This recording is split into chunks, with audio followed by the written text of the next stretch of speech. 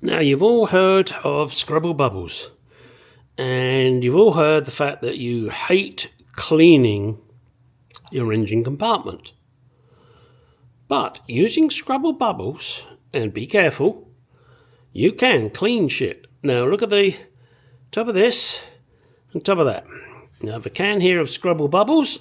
Let's see how we go.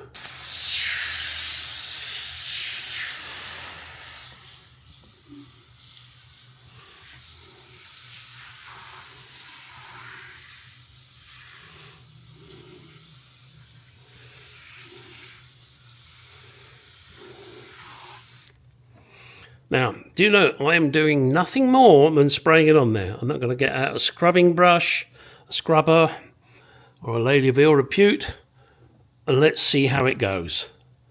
I may have to do 2 applications.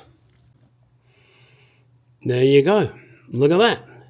Now, yes, I did run a cloth over it just to take off the excess moisture, etc. But you know, I haven't detailed it. I just sprayed it on and said, what do you think? I think that looks pretty fucking good. I'm going to use this shit. No, it wasn't my idea. Someone else came up with this. Scrabble Bubbles. Good shit. Yes, I know. I promised to show you this.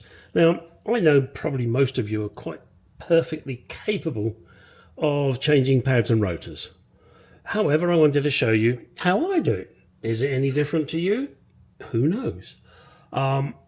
This is part 3 of the Jeep Patriot stuff. Everything went okay with the exception that the belt tensioner would not allow me to pull out the pin so I could release the belt tension. I could feel it stripping the thread. And this is Mexican crap as opposed to Chinesium crap. When these companies will learn that America is best, I don't know. I mean, we don't mind paying more if we get quality. Mexican stuff is shit, Chinese stuff is shit. Yeah, you may not like that comment, but that's too fucking bad. It's the truth. Right, I have taken the caliper off, and as you can see,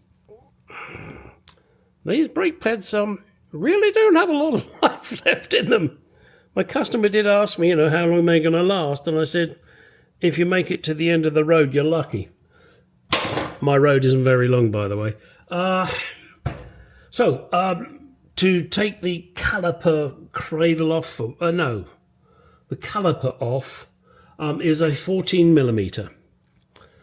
And the cradle, which also has to come off to get the rotor off, is an 18mm. And I've already sprayed this, and there you go, folks.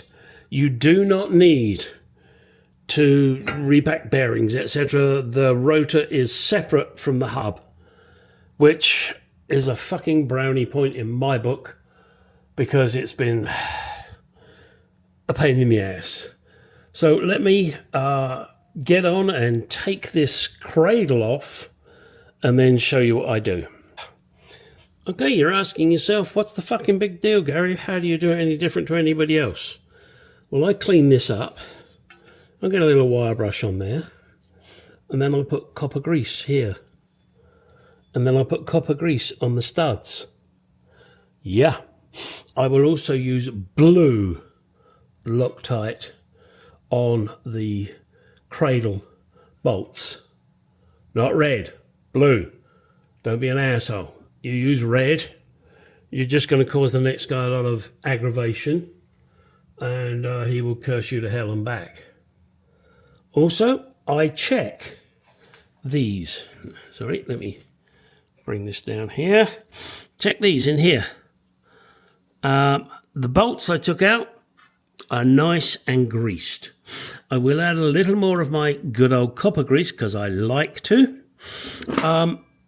But, sorry, I'm looking at this thinking, yeah, I'm going to take this and just give it a quick clean. There's no point in me greasing here because the pads come with a new, there's no point in me greasing here because the pads come with a new anti-rattle. And I will just put a very light film of grease on that. There.